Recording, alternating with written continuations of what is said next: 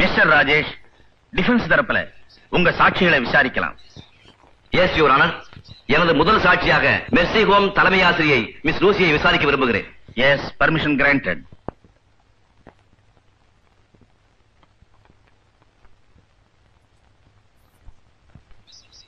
Miss Lucy, நீங்க எத்தனை வருஷமா ஆசிரியை வேலை பார்க்கறீங்க? கடந்த 15 வருஷமா. உங்களுக்கு கல்யாணம் ஆயிடுச்சா? எனக்கு இன்னும் கல்யாணம் ஆகல. குழந்தை இருக்கா? Order, order.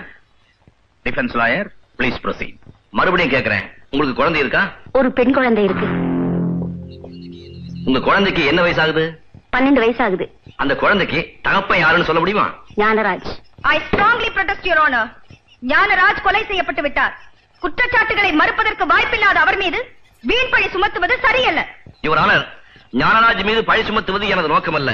எனது விசாரணை முடிவில் வழக்குக்கும் இந்த சாட்சியத்துக்கும் எவ்வளவு நெருங்கிய தொடர்பு இருக்கிறது என்பதை எனது பேரன்பிற்கும் பெருமதிப்பிற்கும் உரிய ப்ராசிக்யூட்டர் அவர்களை உணர்ந்து கொள்வார்கள். Objection over ruled.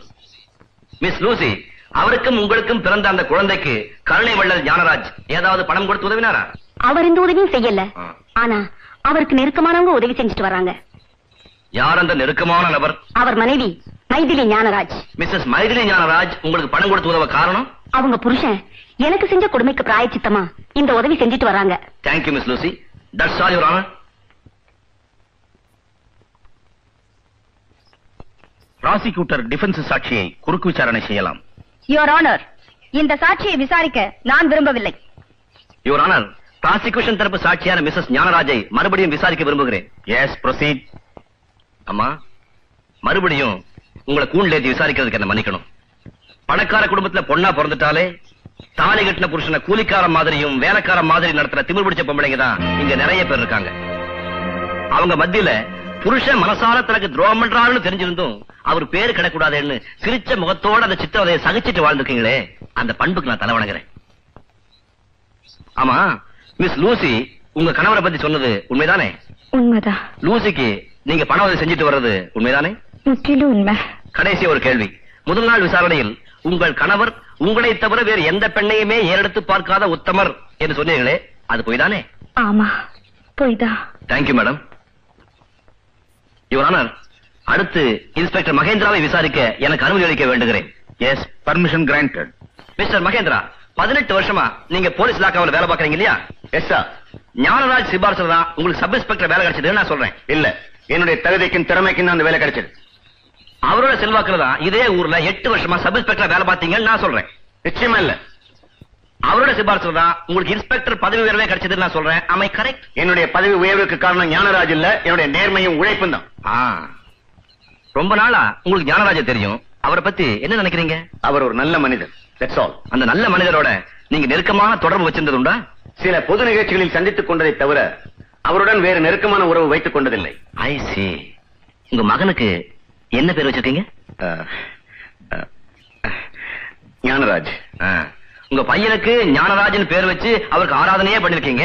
பட் அவருக்கு உங்களுக்கு நெருக்கம் இல்லைன்னு சொல்றீங்க. It looks funny. I object your honor. அவர் பிள்ளைக்கு அவருக்கு பிடித்தமான ஒரு பேரை வச்சிருக்காரு. அதுக்காக அந்த பேர் உள்ளவங்க எல்லாம் அவருக்கு பிடிக்கணுங்கிற அவசியம் இல்ல. Objection upheld. Defense lawyer must avoid such irrelevant questions. Yes, your honor. Mister Mahendra, இந்த ஊர்ல நீங்க சப் இன்ஸ்பெக்டரா இருந்தப்ப தானே மேல் டீச்சர் தற்கொலை பண்ணிட்டாங்க? ஆமா. அப்போ அந்த தற்கொலையும் நீங்க தானே விசாரணை பண்ணிருப்பீங்க? நேச்சுரலி. மேரியின் சடலத்தை போஸ்ட்மார்ட்டத்துக்கு அனுப்புறீங்களா? இல்ல. ஏன் அனுப்பல? பஞ்சாயத்தார் அதை தற்கொலை முடிவு பண்ணதுனால போஸ்ட்மார்ட்டத்துக்கு அனுப்ப வேண்டிய அவசியமே ஏற்படல. அந்த பஞ்சாயத்துக்கு தலைவர் யார்? மிஸ்டர் ஞானராஜ். Very good. தீபாவின் தாயார் தற்கொலை பண்ணிக்கல, ஞானராஜால் கொலை செய்யப்பட்டார்னு உங்ககிட்ட யாருமே சொல்லலையா? சொல்லல. மேரியின் மர்மச்சாவை பத்தி மறு விசாரணை செய்யணும்னு உங்ககிட்ட யாருமே கேட்கலையா? கேட்கல. நீங்க சந்தேகப்படுற மாதிரி ஊர்ல அப்படி ஒரு வதந்தியே கிளம்பலையா? கிளம்பல. லுக் மிஸ்டர் மகேந்திரா, நீங்க பொய் சொல்றீங்க நிரூபிக்கிறதுக்கு எங்கிட்ட சாட்சிகள் இருக்கு. அப்படி நானா நிரூபிச்சுட்டா பொய் சாட்சி சொன்ன குற்றத்துக்கும் போலீஸ் ஆபீசரா இருந்துகிட்டே நீதிக்கு இடையூறான என்ன குற்றத்துக்கு ஆளாயிடுவீங்க. Come on, come out with the truth. Mary கொலைதான் செய்யப்பட்டாங்கிற வதந்தி ஊர்ல கிளம்பினதும் உண்மைதான். அந்த வதந்தியை கேட்டதுக்கு அப்புறம் ஏதாவது நடவடிக்கை எடுத்தீங்களா? எடுக்கல. ஏன் எடுக்கல? அதுக்கு முன்னாலேயே புதைச்சிட்டோம். எதை புதைச்சிட்டீங்க? உண்மைகளையா? இல்ல, மேரியோட சடலத்தை. சோ மேரியின் மரணம் தீர விசாரிக்கப்படலங்கிறதா உண்மை இல்லையா? வந்து வந்து ப்ளீஸ் கம் அவுட். இருக்கலாம். நீங்க இறங்கலாம். That's all your honour. Your next witness mister Rajesh. Father Michael. Father, எத்தனை வருஷமா இந்த ஊர்ல இருக்கீங்க? 30 வருஷமா இருக்கேன். டீச்சர் மேரி உங்களுக்கு தெரியுமா? நல்லா தெரியும். மேரியின் மகள் இந்த தீபா உங்களுக்கு தெரியுமா? அவ சின்ன குழந்தையா இருந்த போதே எனக்கு தெரியும். மேரியின் மரணத்துக்கு அப்புறம் தீபா உங்க பாதுகாப்புல தானே இருந்தா? ஆமா. ஆனா கொஞ்ச நாளைக்கு பிறகு திருச்சியில இருந்த அவ சித்திக்கிட்ட அவளை நான் ஒப்படைச்சிட்டேன். உங்களுக்கு கொலை உண்ட ஞானராஜ் தெரியுமா? நன்றாக தெரியும். ஞானராஜ் தீபாவின் தாயாரை கற்பழித்து கொலை செய்து விட்டார் என்பது உங்களுக்கு தெரியுமா? மன்னிக்கவும், இந்த கேள்விக்கு என்னால் பதில் சொல்ல முடியாது. காரணம், அந்த நிகழ்ச்சியை நான் கண்ணால் பார்க்கவில்லை. இந்த போட்டோவில் இருக்கும் கல்லறை யாருடையது என்று சொல்ல முடியுமா? தீபாவுடைய தாயார் மேரியுடைய கல்லறை. அதில் சில எழுத்துக்கள் தெரிகின்றனவே, அதை கொஞ்சம் படித்து சொல்ல முடியுமா? ஞானராஜை கொல்வேன் என்று எழுதப்பட்டிருக்கிறது. இது யாரால் எழுதப்பட்டது? இந்த தீபா 10 வயது சிறுமியாக இருந்த போது எழுதியது. எப்போது எழுதப்பட்டது என்று சொல்ல முடியுமா? தீபாவின் தாயார் அடக்கம் செய்யப்பட்ட மறுநாள். கல்லறையில் தீபா எழுதியதை நீங்கள் நேரில் பார்த்தீர்களா? நேரில் பார்த்தேன். Thank you father. யுவர் ஆனர், இந்த போட்டோவை டிஃபென்ஸ் தரப்பு தடயமாக கோர்ட்டில் தாக்கல் செய்கிறேன்.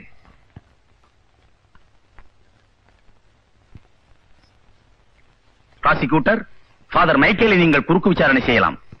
யுவர் ஆனர், ஃபாதர் மைக்கேலை குறுக்கு விசாரணை செய்ய நான் விரும்பவில்லை. ஏனென்றால் நாம் நடத்த வேண்டிய வழக்கு தீபா ஞானராஜை சுட்டுக் கொன்ற கொலை வழக்கு. ஆனால் இங்கு நடந்து கொண்டிருப்பதோ ஞானராஜ் தீபாவின் தாயாரை கொன்றார் என்ற வழக்கு. இது முற்றிலும் கோர்ட்டின் விதிமுறைகளுக்கு புறம்பானது. வழக்கை மீண்டும் திசை திருப்ப வேண்டாம் என்று எதிர்த்தரப்பு வக்கீலை கேட்டுக்கொள்கிறேன். யுவர் ஆனர், இந்த குற்றச்சாட்டை மறுக்கிறேன். எந்த கொலை வழக்கிலும் தீர்க்கமான முடிவெடுத்து தீர்ப்பு எழுதுவதற்கு முன்பு அந்த கொலைக்கான காரண காரியங்கள் என்ன என்பதையும் அது சம்பந்தப்பட்ட சகலவிதமான சந்தர்ப்ப சூழ்நிலைகளையும் கொலையாளியின் நடத்தையையும் தீர விசாரிப்பதே நீதிமன்றத்தின் விதிமுறை என்பதை அரசாங்க தரப்பு வக்கீலுக்கு நினைவுபடுத்த விரும்புகிறேன். மிஸ்டர் ராஜேஷ், உங்கள் விளக்கங்களை இந்த கோர்ட் ஏற்றுக்கொள்கிறது. உங்கள் தரப்பில் இன்னும் ஏதாவது சாட்சிகளை விசாரிக்க வேண்டுமா? யுவர் ஆனர், கடைசியாக இந்த வழக்குக்கு மிக முக்கியமான இன்னும் 2 சாட்சிகளை விசாரிப்பதற்கு அனுமதி அளிக்க வேண்டுகிறேன். நல்லது. கிறிஸ்துமஸ் விடுமுறைக்கு பின் உங்கள் சாட்சிகளை விசாரிக்கலாம். இத்துடன் கோர்ட் கலைகிறது. கான்ஸ்டபிள், என் லாயர் கிட்ட கொஞ்சம் பேசிட்டு வந்துடுறேன். சரி, தேங்க்ஸ். மிஸ்டர் ராஜேஷ். என்ன தீபா? இதை கொஞ்சம் படிச்சு பாருங்க. நான் வர்றேன்.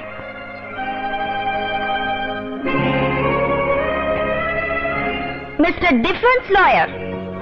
என்ன மேடம்? உங்ககிட்ட ஒரு சந்தேகம் கேட்கலாமா? நீங்க தான் சட்டத்தை கரைச்சு குடிச்சவங்களாச்சே, உங்களுக்கு கூடவா சந்தேகம் வந்துடுச்சு? எனக்கு வந்திருக்கிற சந்தேகம் சட்டத்துல இல்ல, உங்க நடத்தையில. ஏன்? நல்லா தானே நடக்கிறேன். இல்ல, நல்லா நட்டிக்கிறீங்க. பச்சையாவே கேக்குறேன், தீபா உங்க கட்சிக்காரியா இல்ல காதலியா? நீங்க நினைக்கிற மாதிரி அவ என் காதலி இல்ல. பின்ன யாரு? என் கண்மணி. நவ் டிஃபென்ஸ் லாயர், உங்கள் சாட்சிகளை நீங்கள் விசாரணை செய்யலாம்.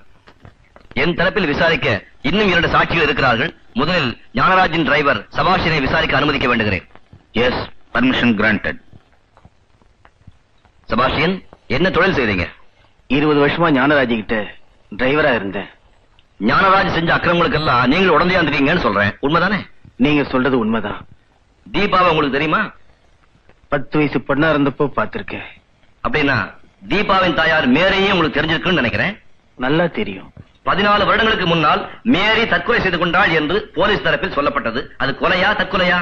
தற்கொலை இல்ல, கொலைதான். உங்களுக்கு எப்படி தெரியும்? மேரி கொலை செய்யப்பட்டதை என் கண்ணால பார்த்தேன். அப்படி என்றால் மேரியை கொலை செய்தது யார்? என் முதலாளி ஞானராஜ். மேரியை ஞானராஜ் எப்படி கொலை செய்தார் என்பதை தயவு செய்து கோர்ட்டுக்கு விளக்கி சொல்லுங்கள். சொல்றேன். ஏமா துணி எல்லாத்தையும் பெட்டியில எடுத்து வைக்கிற? நாம 2 பேரும் இந்த ஊரை விட்டே போறோமா? எந்த ஊருக்குமா போறோம்? திருச்சியில இருக்க உன் சித்தி வீட்டுக்கு. ஏமா இந்த ஊர் உனக்கு பிடிக்கலையா? இந்த ஊர் எனக்கு பிடிச்சிருக்கு. இந்த ஊர்ல ஞானராஜன் ஒரு கெட்டவன் இருக்கான், அவனை தான் எனக்கு பிடிக்கல. அவன் கண்ணுல நான் பட்டுட்டேன். இனிமே நம்ம 2 பேரையும் இந்த ஊர்ல அவன் நிம்மதியா வாழ விட மாட்டான். அதான் இந்த ஊரை விட்டே போறோம். செபாஸ்டியன் முதலாளி, மேரி சொன்னதை கேட்டியா? கேட்ட முதலாளி. இந்த ஊர்ல இருக்கிற அநாத குழந்தைகளுக்கு எத்தனை பள்ளிக்கூடம் கட்டியிருக்கேன். இந்த ஊர்ல இருக்கிற அபல பெண்களுக்கு பணத்தை பணம்னு பார்க்காம எவ்வளவு வாரி வாரி அரைச்சிருக்கேன். என்ன போய் கெட்டவன்னு சொல்றாடா? மேரி டார்லிங், இது நியாயமா? ஊரே உன்னை புகழலாம், ஆனா எனக்கு தெரியும் நீ ஒரு பசுத்தோல் போத்திய புலி. ஞானராஜ், இப்ப நீ இங்க எதுக்காக வந்திருக்கேன்னு எனக்கு புரியுது. நான் மானத்தோட வாழறவன். மரியாதை என்கிறது வெளியே போயிடு. வீட்டுக்கு வந்து விருந்தாளி எப்படியா விரட்டி அடிக்கிறது? நான் வந்த வேலையை முடிக்காம போனேன்னா ஆண்வர்க்கமே என்ன கேவலமா பேசும். வேற ஒண்ணும் இல்ல, ஒரு 5 நிமிஷம் நீ என்ன சந்தோஷப்படுத்தினேன்னா அடுத்த நிமிஷமே இந்த வீட்டை விட்டு வெளியே போயிடுவேன். அதுதான் இந்த மேரி கிட்ட நடக்காது. நடத்தி காட்டம்.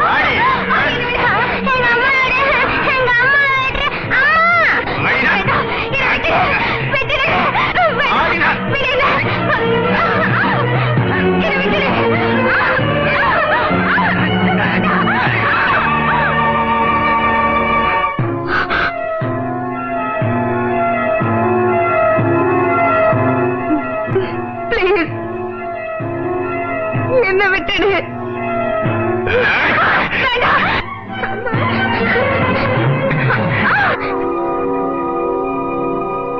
செபாஸ்டியன், வராளி, என் நீண்ட நாள் ஆசை இன்னைக்கு தாண்டா நிறைவேறுச்சு. வாடா போலாம். இல்லடா, என் மானத்தை பறிச்ச உன்னை உயிரோட வெளியே போக விட மாட்டேன். மிருகவெறி பிடிச்ச பிசாசு என்னையோட தொலைஞ்சு. என் உயிரை பறிக்க இந்த உலகத்துல இன்னும் எவனும் பிறந்து வரலடி.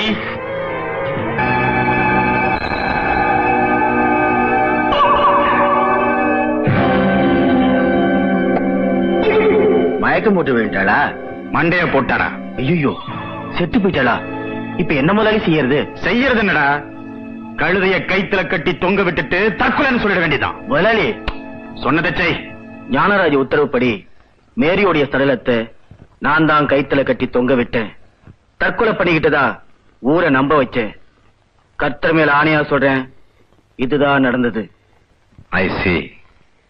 I request the court to note down this point.